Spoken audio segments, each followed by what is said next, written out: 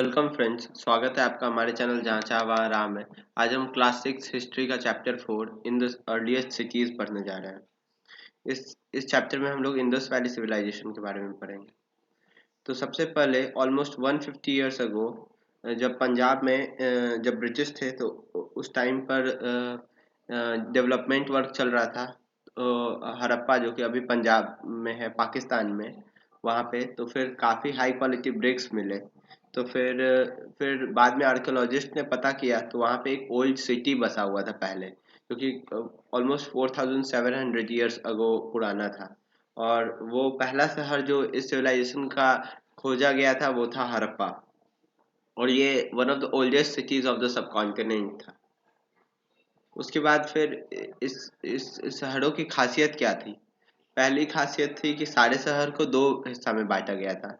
Waste जो कि smaller था लेकिन ऊंचा था, यानी कि बायां साइड जो पश्चिम का साइड था वो ऊंचा था मगर छोटा भी था। यहाँ पे सारे इम्पोर्टेंट राजा महाराजा के किले थे, इसे सीटाजेल कहा जाता था। और ईस्ट साइड जो था वो लोअर था, और मतलब नीचे था और बड़ा था। इसे लोअर टाउन कहते थे। यहाँ पर ज्यादातर जनता रहती थी और ज्यादातर ऑफिशियल बिल्डिंग्स सीटाजल में रहते थे और राजा भी सीटाजल में रहते थे। और बाकी जनता और बाकी सभी लोग लोअर टाउन में रहते थे।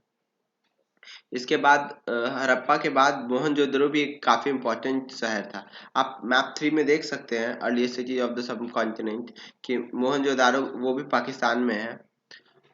इसमें आप देख सकते हैं कि यहाँ पे एक ग्रेट बाथ पाया गया था जो कि बिल्कुल वाटर टाइट था। आप सोच सकते हैं उतने साल पहले भी वाटर टाइट बनाया गया था। कंस्ट्रक्शन कितना लाजवाब था। Layer of natural tar use किया गया था। उसके बाद अगर आप देखें तो कालीबंगान और लोथल भी देख सकते हैं। कालीबंगान का अर्थ होता है ब्लैक बैंगल, तो वहाँ पे एक बैंगल फैक्ट्री भी था। और लोथल जो था वो आप देख सकते हैं एक पोर्ट सिटी है गुजरात में। इसके बाद आप देख सकते हैं कि कुछ जो इम्पोर्टेंट शहर थे मोहनजोदड़ो, हड़प्पा और लोथल, यहाँ पे स्टोर हाउस भी थे। आप देख सकते हैं यहाँ पे ग्रेट बाथ का पिक्चर दिया हुआ है। फिर उस समय के हाउस ड्रेन और स्ट्रीट कैसे होते थे? तो ज्यादातर हाउस 1 या 2 स्टोरेज होते थे और एक कोर्टयार्ड बना होता था। और सभी घरों में एक सेपरेट बाथिंग एरिया होता था और यहाँ तक कि अपने अपने कुएं भी होते थे।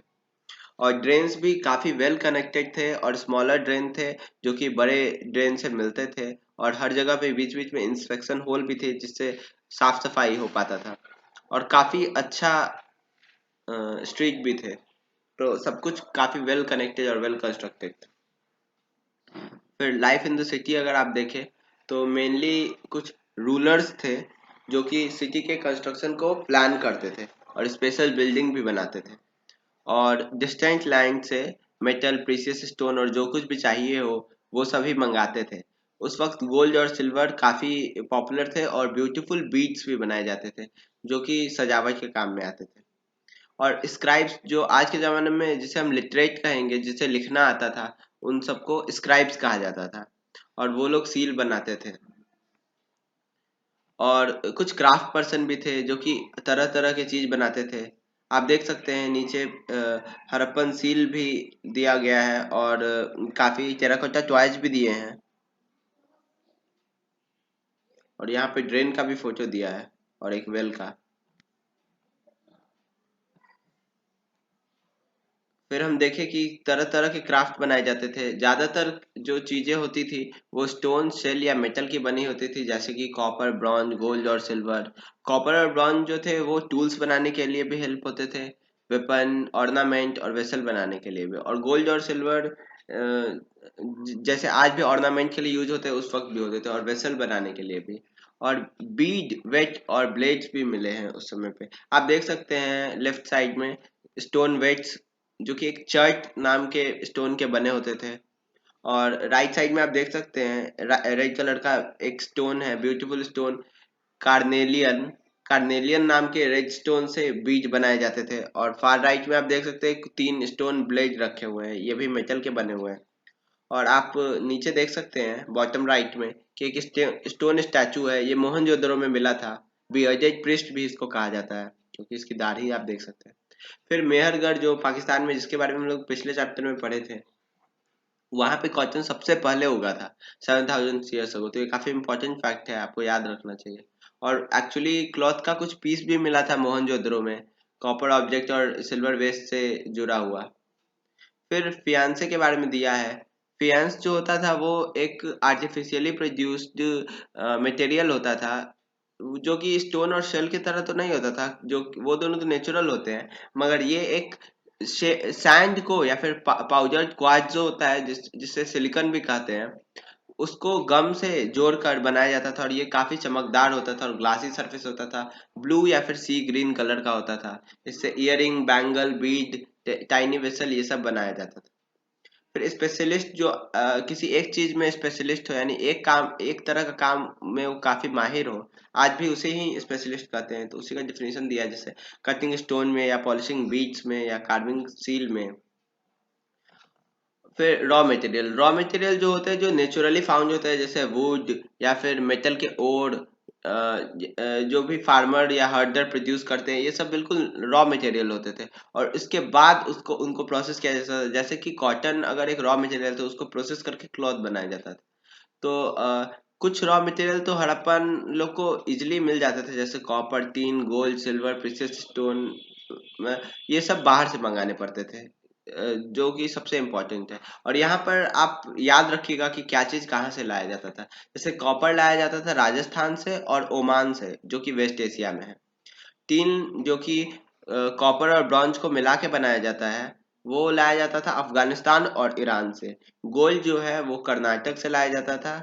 अभी भी आपको पता होगा, कोलार गोल्ड फैक्ट्री है वहां पे, इस पे मूवी भी बना है। और प्रीशियस स्टोन जो है वो गुजरात, आयरन और अफगानिस्तान से लाया जाता था। उसके बाद यहाँ पे दिया है कि क्या क्या प्लांट उगता था। तो wheat, barley, pulse, pea, rice, sesame, linseed, mustard, काफी कुछ उगता था। और एक नया टूल जो प्लॉ था, उससे सॉइल को टर्न करने के लिए और सीड को प्लांट करने के लिए, जो अभी भी कुछ जगह पर यूज होता है, वो प्लॉ मिला था। और इरिगेशन का भी वो लोग ने कोशिश किया था, क्योंकि सिर्फ रेनफॉल के भरोसे नहीं रह सकते थे। हेवी रेनफॉल क्योंकि काफी कम होता था।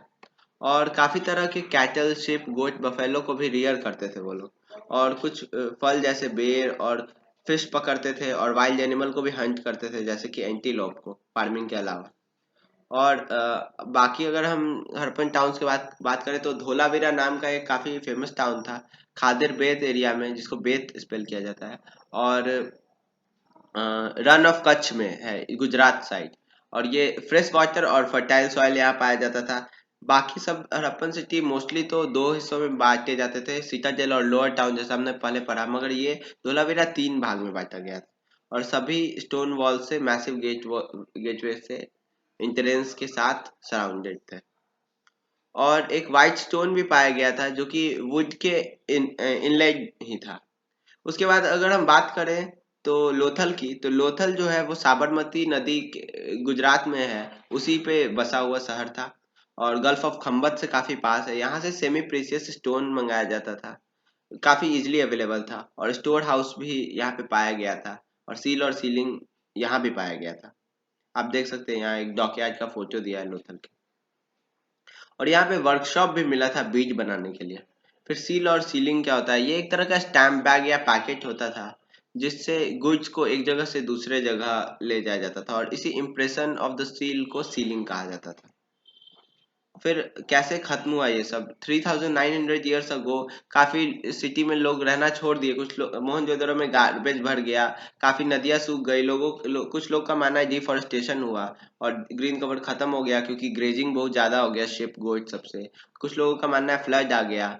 लेकिन इनसे सिर्फ कुछ जगह ही इफेक्ट होते हैं। एक्चुअली सच में रूरल लोग कंट्रोल ही खो दिए, और बाकी 1400 साल बाद नए शहर बसे, फिर गंगा वैली में, जैसे हम आगे पढ़ेंगे। और इजिप्ट में मम्मी भी कुछ पाई जाती थी, पिरामिड के अंदर ब्यूरी किया जाता था किंग को, और कभी कभी तो उनके सर्विंग मैन को भी।